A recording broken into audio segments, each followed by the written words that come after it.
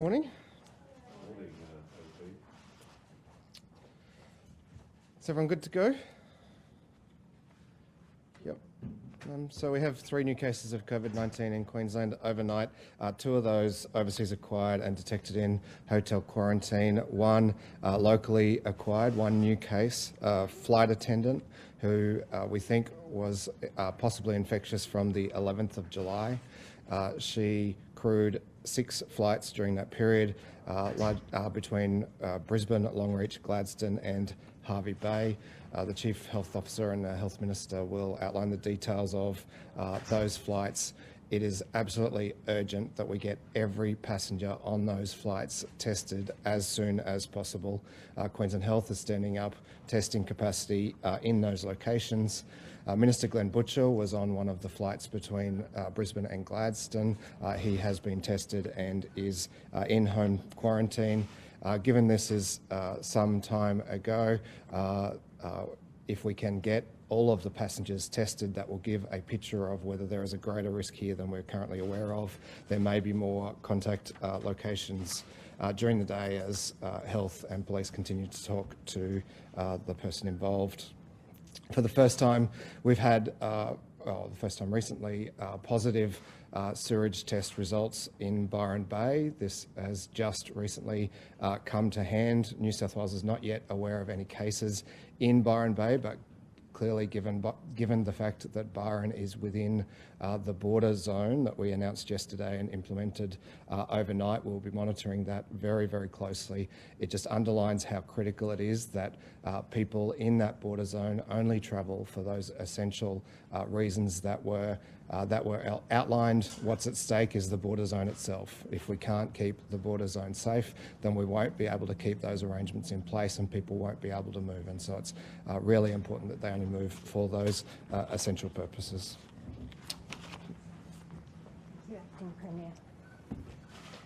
So 1 new community acquired case in the last 24 hours, and this is a woman in her 30s who lives in Banyo. She's a flight attendant and works for the regional Qantas routes, and she came forward and got tested on the 21st of July. Her symptoms started on the 13th of July, so we're deeming her infectious period back to the 11th of July. So she crewed 6 flights on the 11th and 12th of July, and is critical that anyone who is on any of those flights immediately comes forward and gets tested. So we've got the manifests and we're rapidly going through them, but please, if anyone's been on those flights, please come forward. So I'm going to read out the flights. On the 11th of July, Brisbane Longreach, Qantas flight 2534. 11th of July, Longreach Brisbane, Qantas flight 2535. 11th of July, Brisbane Gladstone, Qantas flight 2346. Then she stayed overnight in Gladstone at the Mercure Hotel. Then on the 12th of July, Gladstone Brisbane, Qantas flight 2331. 12th of July, Brisbane Hervey Bay, Qantas flight 2374. 12th of July, Hervey Bay to Brisbane, Qantas flight 2375. Now we're just working with her to look at where she was and what she did from the 13th of July when she became unwell. So initially she's told us that she essentially stayed at home, so we're just working that through to check that is the case and whether there are any exposure venues. So I would ask anyone in Brisbane to check our website this afternoon when we'll put up exposure venues, and we'll put out a press release for where she might have been in Brisbane. Now, we got this information yesterday afternoon, so our Forensic and Scientific Services team worked through the night to do whole genome sequencing, and that came through early this morning. She has the Delta variant, and it is exactly the same as around 60 Delta variants that have been loaded up on the public database. No SNPs different to those 60. They're all the New South Wales cluster. So she's got exactly the same genome sequence as, remember back that Virgin crew member that we had in Brisbane? She doesn't have the same as that 12-year-old boy. So we're not sure at this stage, we're working it through how she's acquired it, but she has acquired the Delta variant that's circulating today in Sydney. Now, we know that is a very, very contagious variant, so that's why I want everyone on those flights immediately tested. Now, they are, quite a while back, 10, 11 days back.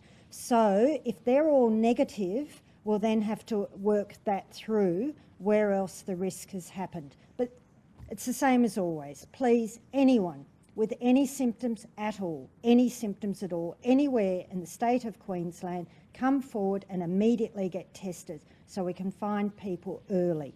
Now, those people who live in Longreach, Gladstone or Hervey Bay, it's really important that you come forward and get tested if you have any symptoms. Just be aware. Similarly, we of course are working through with CCTV footage at the Brisbane airport and other airports to see who else this flight attendant might have come into contact with at the airport. But again, anyone at any of those airports, if you've been there on the 11th or the 12th of July, particularly in those areas, Brisbane Airport, it's that bottom area that most of these flights leave from, could you please immediately, any symptoms at all, come forward and get tested. That's critical. So today in Queensland, we have 25 active cases, a total of 1,763 cases.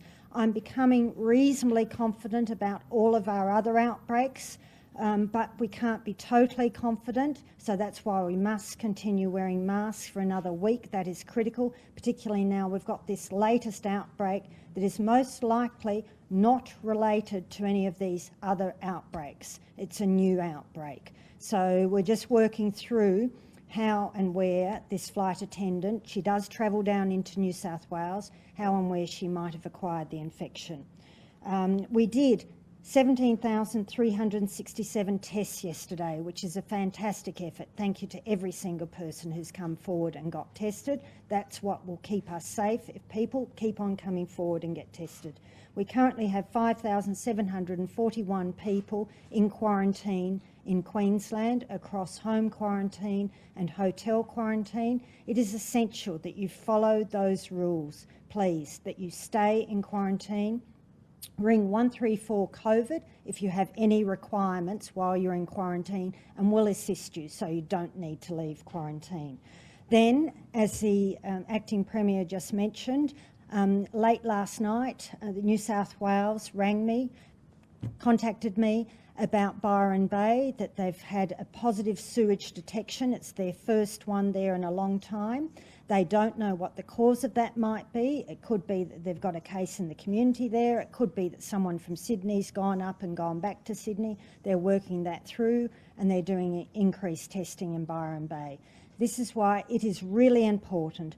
Only travel into that border zone from Queensland if you really need to, and similarly only travel out of that border zone into Queensland if you really need to. So if it's your normal work or education or to provide care to a vulnerable person, don't travel for discretionary reasons. Thank you. Well, once again, what this shows us is that we're living in a new norm now with the Delta variant. We are seeing random cases popping up on a regular basis now, and we will continue to do everything to reduce the risk of that occurring and coming into Queensland. But when we do identify it, what we do to reduce that transmission is everybody's responsibility.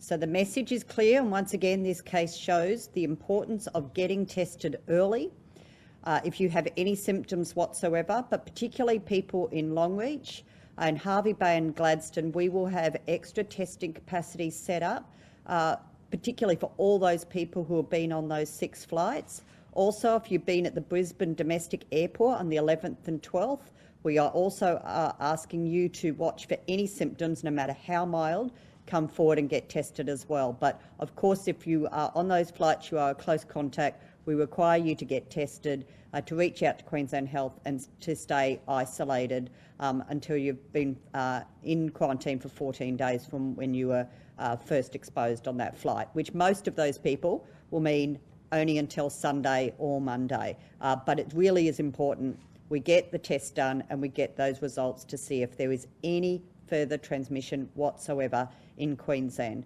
This also shows that this is not a problem just for southeast Queensland.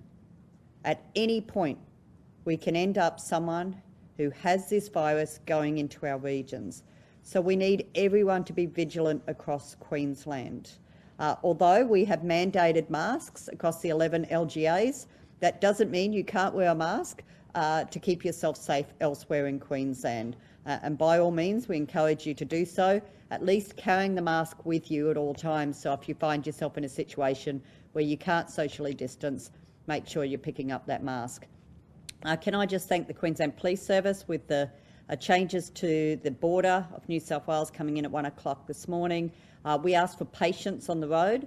We know it'll take time for people to get used to the new system again and the declaration system, but we do ask for everyone's patience. We ask for their respect for our officers on the road. They are just doing their job and they're doing it to keep all of us safe. So please remember that. Also, remember to respect all of our staff at our vaccination centres and our testing clinics as well. Even if you are having to wait for a little while, we are all trying to ensure that Queenslanders stay safe, and we thank them for the great work.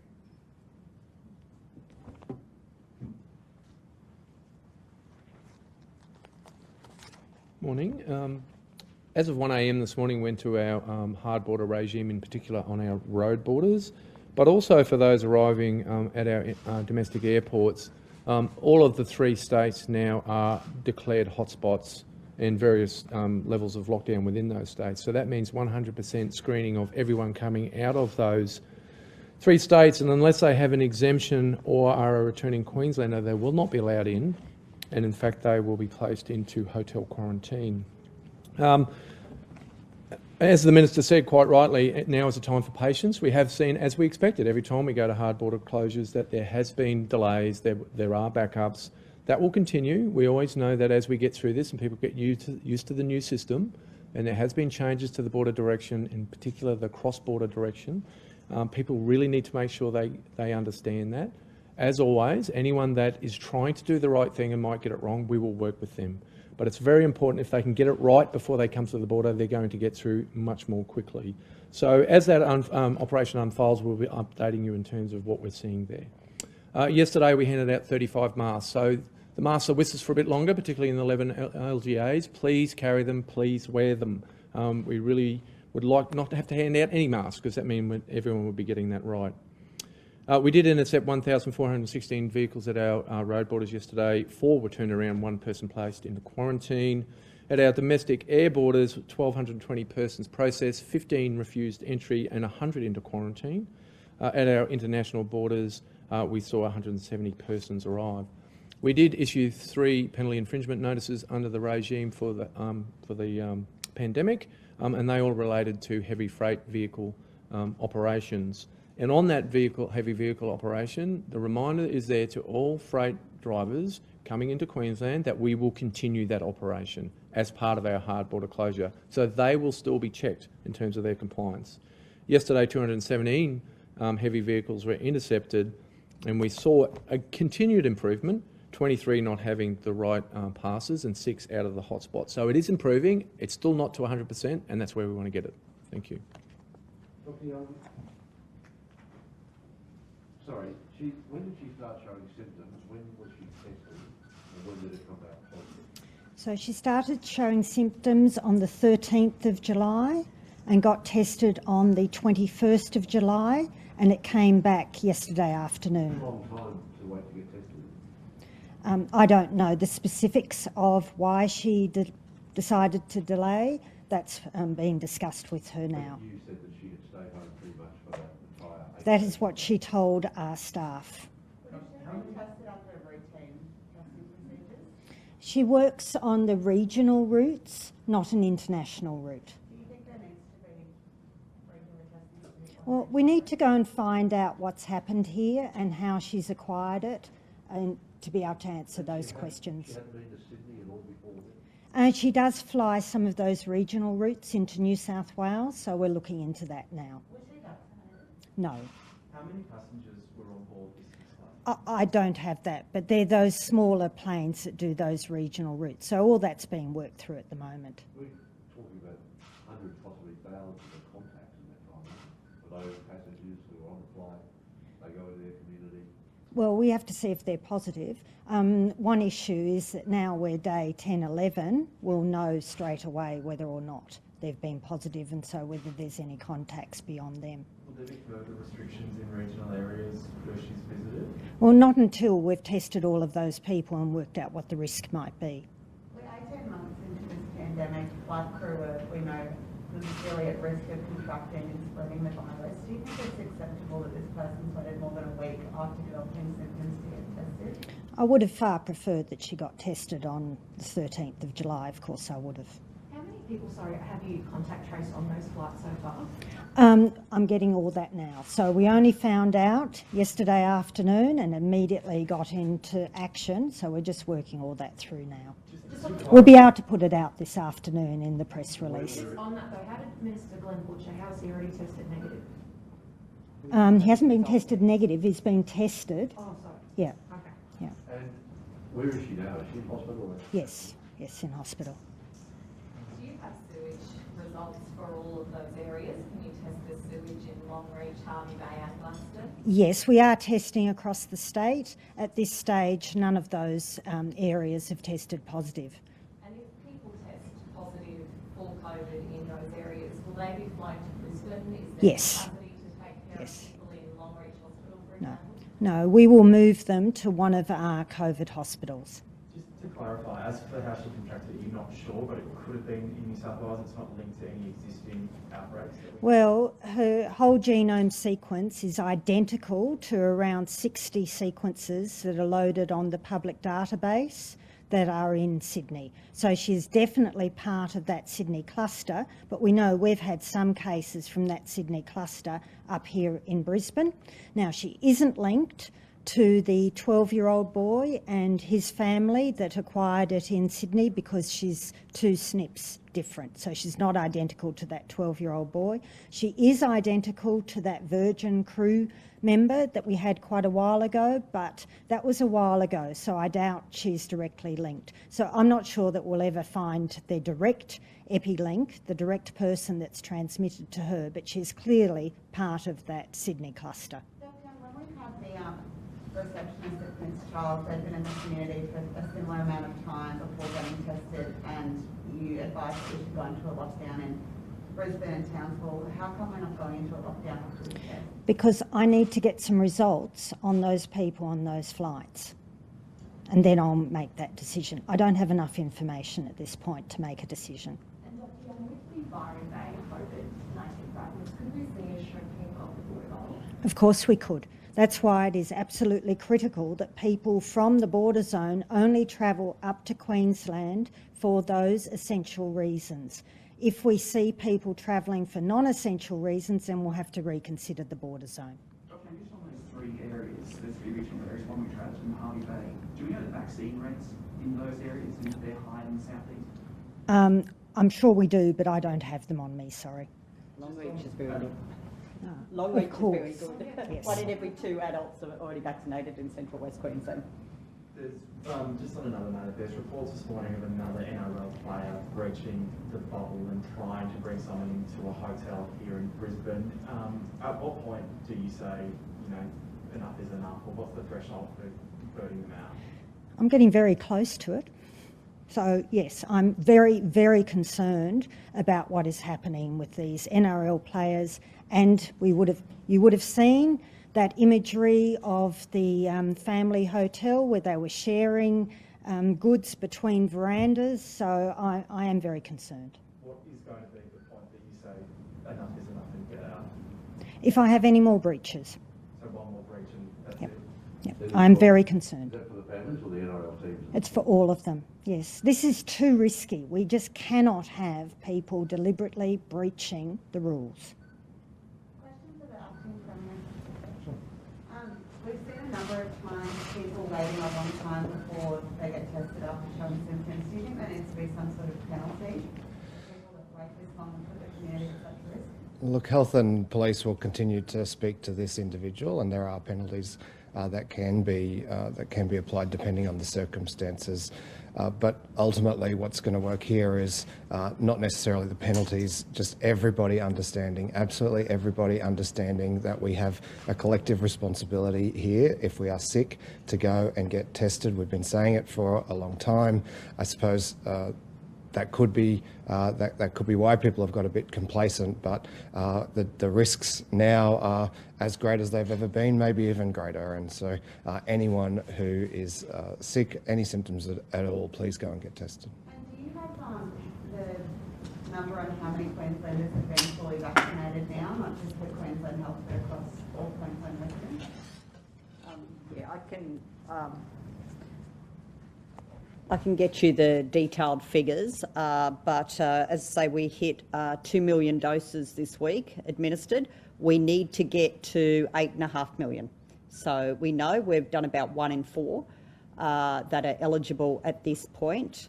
Remembering that, and that's across GPs as well, and we've got our pharmacies and our outreach happening in the regions, and that's why I'm so pleased that Central West hit their target of 1 in 2 eligible adults already being vaccinated, especially in those remote communities, about 4 weeks ago, which is fantastic. But we still need more. So as Dr. Young said yesterday, if you are 60 years old or older, there is enough AstraZeneca out there to come forward and get vaccinated. Don't wait till later in the year.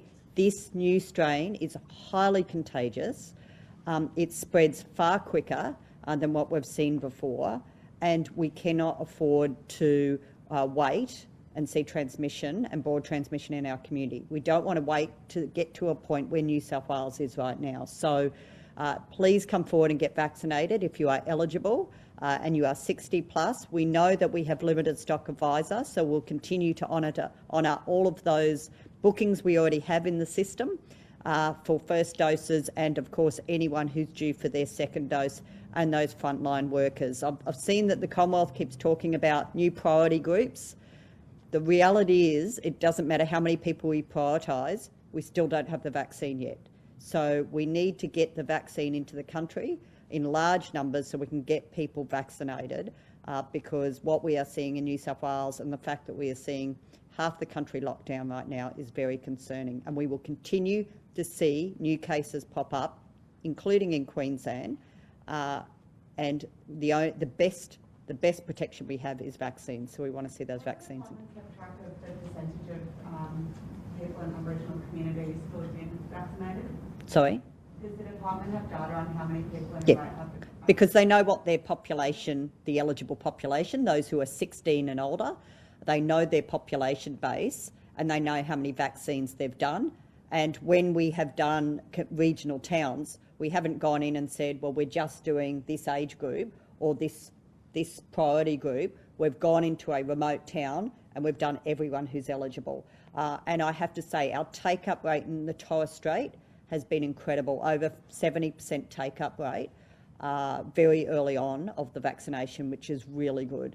And we know that we've already had 70% of people who are 70 and older have at least 1 dose in Queensland.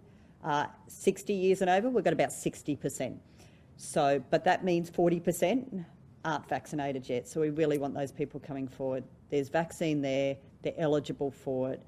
We really want people vaccinated as quickly as possible. Dr. Young, you said you're waiting to see the results of those passengers on those flights before deciding on whether lockdown is illegal in which towns. What would it take? Is it 1 passenger on each flight?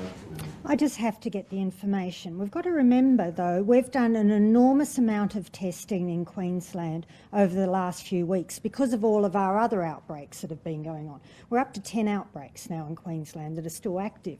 So I'd be reasonably comfortable that we've not seen other unlinked cases out there that might be related to this flight attendant. So I just need more information. It's not actually making sense to me that we've got this and we've not had other cases, because we know with the Delta variant, and I've confirmed it is the Delta variant, we know that it usually spreads within 2 days. In Victoria, they're seeing spread from one person to the next in 30 hours.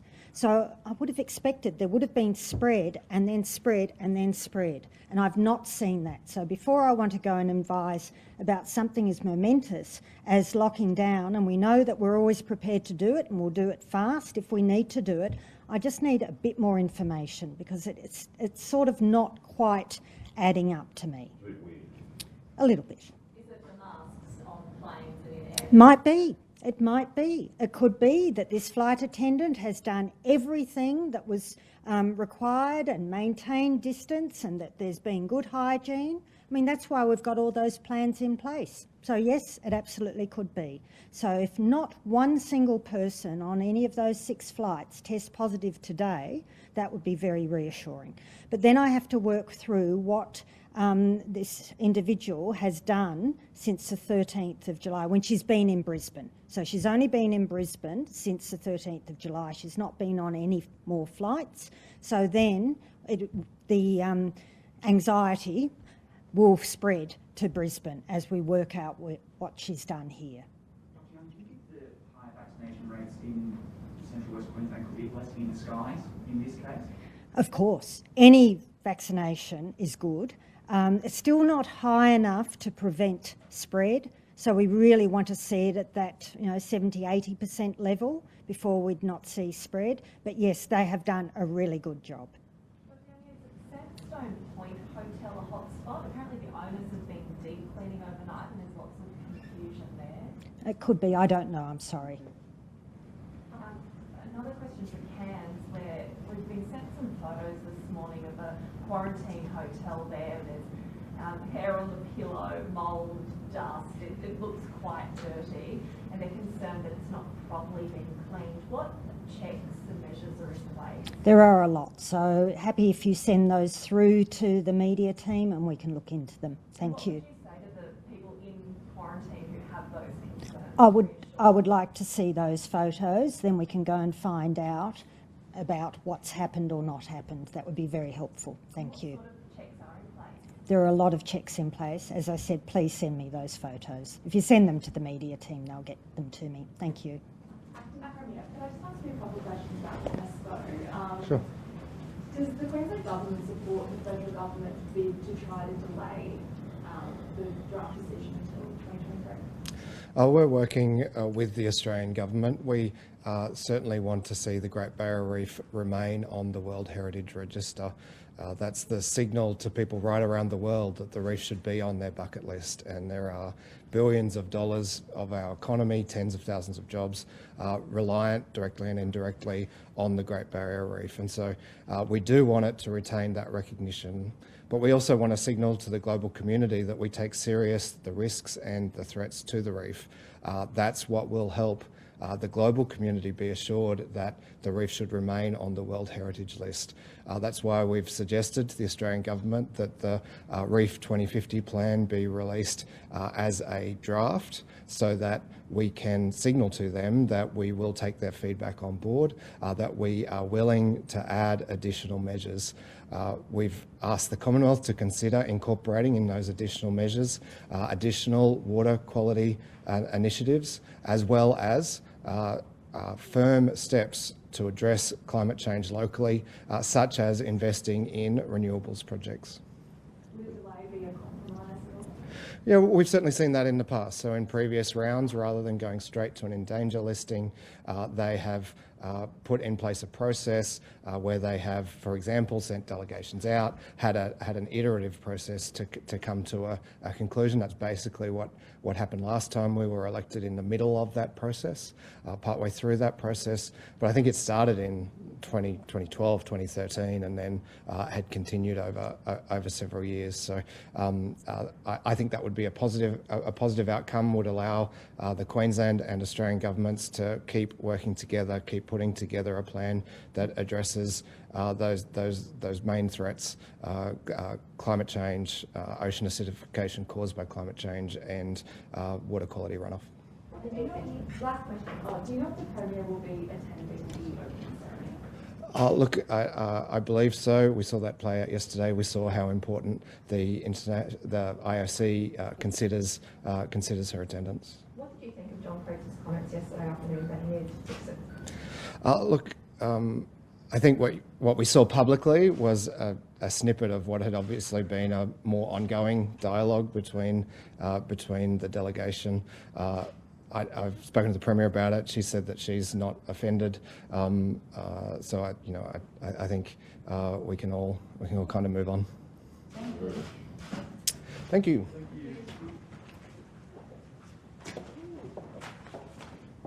I'm going to go and see my personal position.